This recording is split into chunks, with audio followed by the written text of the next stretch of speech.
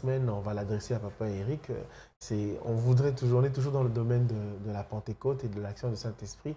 Et il y a cette phrase, on va dire cette maxime ou une phrase, c'est une vérité chrétienne universelle. En tout cas, tout celui qui est chrétien a prononcé peut-être au moins une fois dans sa vie cette phrase-là, marcher par l'Esprit, marcher selon l'Esprit.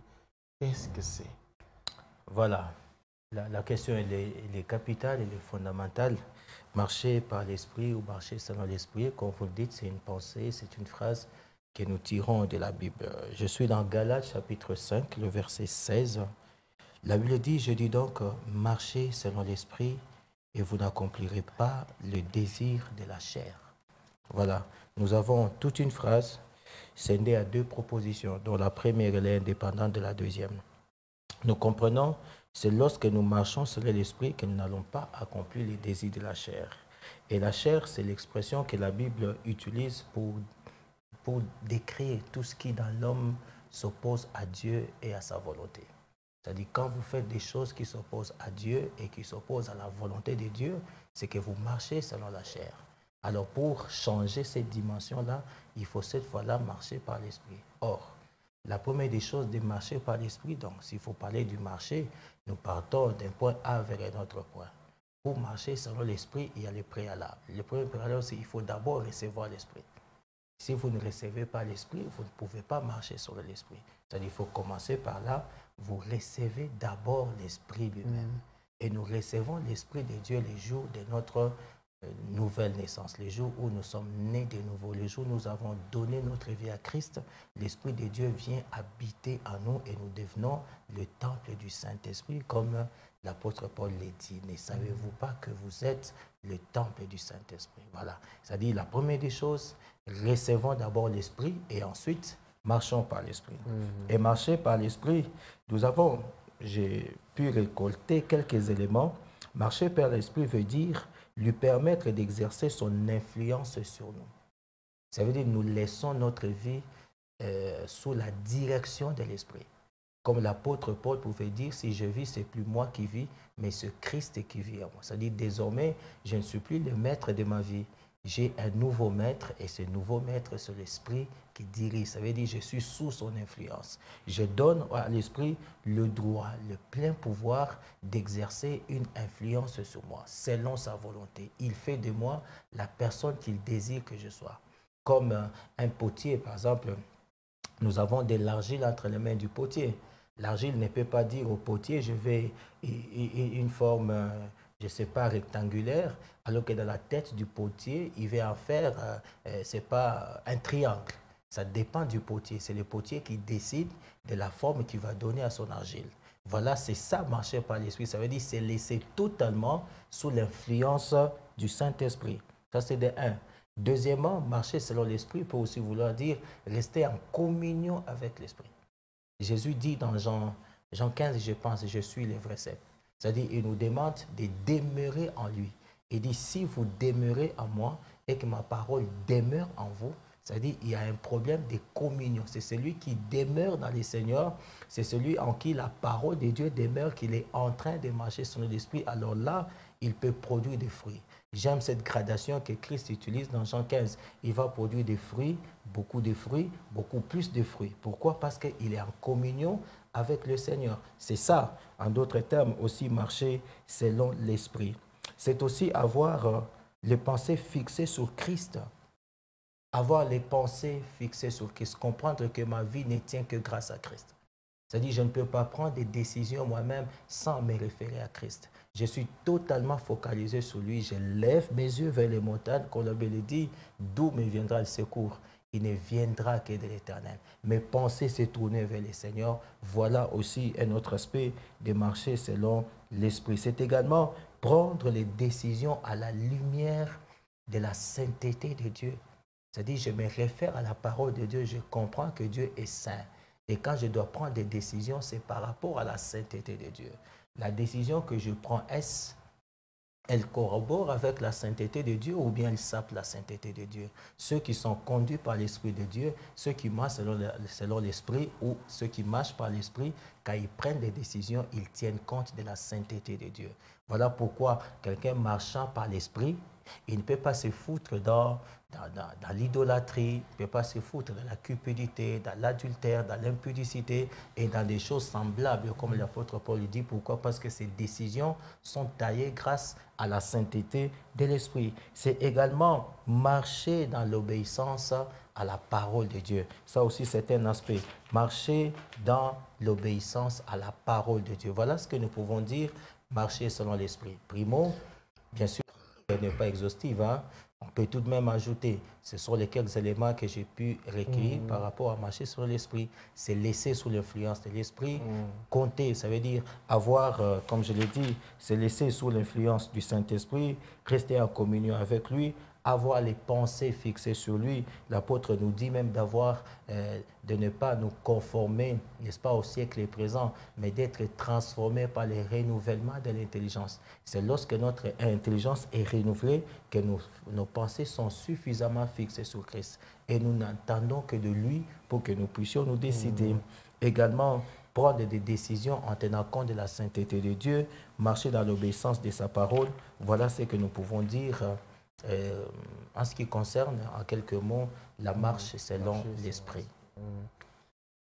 Il y a quelques, on va dire, conceptions et pratiques qui réclament le sceau de confirmation de marche par l'esprit, sous prétexte d'être, ce sont ceux qui le défendent, qui disent que je suis conduit par l'esprit, je ne sais pas, on voit ça, moi j'ai vu une fois une vidéo, c'est quand même un peu, je dis mais ça franchement c'était quelque chose.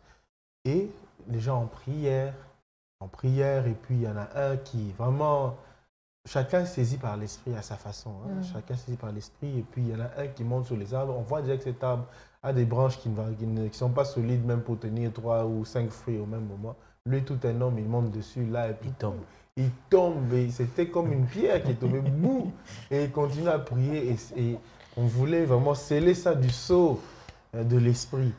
Et marcher par l'esprit, c'est avoir quelque chose, c'est être tout d'un coup, avoir un feu et puis de dire non, moi je dois marcher entre deux lignes de véhicules qui viennent dans le sens opposé. C'est une conviction, c'est poussé, c'est pas moi, mais c'est poussé par l'esprit. Je dois monter sur un arbre, tomber. Qu'est-ce qui se passe? Et ce que le Saint-Esprit nous demande de faire, comment ça se passe? Ce sont les pratiques humaines. Hein. Ce sont les gens qui entrent dedans, ils pensent qu'en faisant ça, Dieu va écouter la prière. Je vois aussi cette vidéo-là, j'ai vu, et il monte, puis il descend, il pense qu'en faisant ça, Dieu aura pitié de lui et il va écouter la prière. Ce n'est pas ça. Dieu regarde les cœurs. Est-ce que votre cœur lui est agréable? C'est là que vient l'exaucement de la prière. Et du reste, lorsque Dieu répond à nos prières, ce n'est pas tout forcément parce que nous avons prié. Dieu répond à nos prières par sa miséricorde.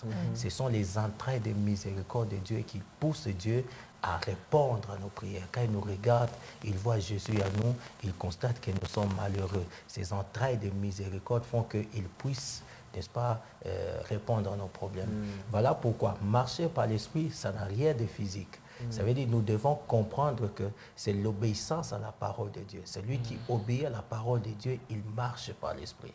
Celui qui se laisse sous l'influence du Saint-Esprit, il marche par l'Esprit. Celui qui est en communion avec le Saint-Esprit, il marche par l'Esprit. Et qu'est-ce que nous trouvons? Quand quelqu'un marche par l'Esprit, il y a quelque chose d'incroyable qui s'est produit dans sa vie. C'est Galates 5, 22. On peut lire ce qui se produit dans la vie de quelqu'un qui marche par l'Esprit. On dit, mais les fruits de l'Esprit, c'est l'amour, la joie, la paix, la patience, la bonté, la bénignité, la fidélité, la douceur, la tempérance. Et le verset 23 dit, la loi n'est pas contre ces choses. Donc quand on marche par l'Esprit, on manifeste les fruits de l'Esprit. Maintenant, quand vous allez marcher entre deux lignes de véhicules, c'est compliqué, vous vous mettez en danger. D'abord, votre conscience, votre intelligence est en train de vous dire, là, vous vous mettez en danger, messieurs. Lorsque vous grimpez sur un arbre, puis vous vous laissez tomber, l'intelligence vous dit que vous êtes en train de vous mettre en danger. Et pourtant, Dieu veut que vous preniez soin de votre corps, que vous êtes en train de fracasser. Marchez par l'Esprit, laissons-nous sous l'influence du Saint-Esprit, gardons notre communion avec le Seigneur, marchons dans sa parole, marchons dans l'obéissance, ayons les pensées fixées sur lui et prenons des décisions qui tiennent compte de sa sainteté et manifestons en nous les fruits de l'esprit. Voilà la marche par l'esprit. Le temps est en train de courir, maman Pamela, mais allez-y. Mais c'est important de comprendre que les gens aussi comprennent mal ce verset. Je pense qu'ils sont poussés par ça. Le verset qui dit dans la Bible que c'est poussé par l'esprit que les hommes parlèrent de sa part. Donc c'est important de comprendre qu'il y a les motivations de l'homme, il y a les motivations, il y a ce que le Saint-Esprit te pousse à faire. Et je pense que ces gens qui font ce genre de trucs, ils sont poussés par leur ego. Voilà. Et c'est important de faire la part des choses. Et il y a aussi quelque chose de très important. Le même verset parle du renouvellement de l'intelligence. Il faut que l'intelligence, si à ce niveau-là, vous n'arrivez pas à comprendre que c'est dangereux d'être sur la route, s'il vous plaît, demandez au Saint-Esprit de vous renouveler l'intelligence. Parce que ça devient compliqué et ça devient une histoire où on ne saura pas maîtriser ce qui va se passer après. Je veux peut-être encore juste glisser comment dire, une question. L'apôtre Paul reçoit un message d'un serviteur de Dieu qui dit « L'homme à qui appartient cette ceinture sera lié et amené captif. » Et l'apôtre Paul dit « Non seulement je suis prêt à être lié, mais même je suis prêt à mourir pour le Seigneur. » Alors certains disent, ils vont récupérer vos arguments. Le bon sens, la protection de la vie et tout ça, l'autoprotection de la vie.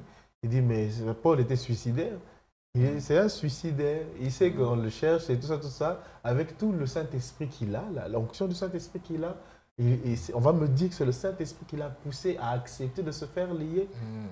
Il savait ce que Dieu lui avait dit avant. Nous devons comprendre, faisons la part des choses. C'est bien beau tout ça. Oui. L'apôtre Paul parle de ces choses parce qu'il a une mission. Dans sa tête, à lui, il est en train de vouloir beaucoup plus d'opportunités qui lui permettent d'annoncer l'évangile. Parce que là, il est en mission vers Jérusalem, je pense. Il doit monter voir le roi. Il doit monter voir l'empereur et dans son esprit à lui, il veut cette opportunité-là. Il ne veut pas qu'on puisse lui faire peur. Il dit, on va te lier. Il dit, non, pour l'évangile, je suis prêt à mourir. Christ, il a fait pour nous. C'est-à-dire, il a payé le prix. Jésus nous a aimés. Il a pris la croix pour nous. Nous devons aussi manifester cela. Ça, c'était la détermination de l'apôtre Paul. C'est-à-dire, par rapport à l'évangile, il veut avoir beaucoup plus d'espace. Il va avoir beaucoup plus de champs pour communiquer. Et là, il est prêt. Il est prêt. Il dit d'ailleurs que la mort, lui, est un gain. Il s'en fout. Au moins, l'évangile de Christ est proclamé. Voilà pourquoi, quand il arrive devant le roi, vous lisez ça dans les Actes des Apôtres, pendant qu'il parle, même le gouverneur, il dit, c'est pas possible. Tu risques de nous persuader tous ici. Et l'apôtre Paul dit, je voudrais que tous vous soyez comme moi, à l'exception de mes chaînes. Pourquoi? Il a de l'audience pour parler. Maintenant, quand vous montez de la chair, vous tombez. Vous montez, vous grimpez sur un arbre, vous tombez, vous faites quoi? C'est compliqué. Voilà, l'apôtre veut avoir de l'audience, avoir de l'espace pour communiquer. En fait, c'est un prix que nous devons tous payer d'une manière ou d'une autre. C'est peut-être que vous n'allez pas payer le prix de mourir pour le Seigneur, mais il y a toujours un prix à payer. Vous êtes à bord d'un taxi-bus, vous sentez qu'il faut parler de Christ. Allez-y, sentez-vous libre et puis parlez. C'est bon. Il y a eu des gens qui sont morts pour la cause de l'Évangile. C'est bon. C'est bon aussi. Ça veut dire pour l'apôtre, sûrement, ça c'est dans mon entendement, je pense qu'il était prêt. Il veut avoir beaucoup plus d'audience. N'est-ce pas? Parce que là, bon, quand vous êtes en face du roi, l'audience est encore beaucoup plus grande. Donc, vous pouvez parler, non seulement le roi, l'empereur peut écouter, mais tout un grand monde qui vous entoure là. Et j'aime la sagesse de Paul. Quand il commence à parler dans les Actes des Apôtres, il commence à partir d'Abraham et il descend. Quelle logique, quel enchaînement, quelle intelligence, quelle sagesse. Et ça, sûrement, c'est seulement un homme rempli de l'esprit qui peut faire des choses comme ça. Si c'est la chair, vous allez vous perdre quelque part là. Mais lisez ce discours de Paul là, il commence de Abraham jusqu'à Jésus. C'est fort, c'est fort. Que le Saint-Esprit amplifie cette parole dans nos cœurs, le temps étant ce qu'il est. Nous bénissons le Seigneur pour la substance bien distillée, plus que distillée, bien donnée de la part du Seigneur. Voilà, on glorifie le Seigneur. Je voulais dire quelque chose, mais je me retiens.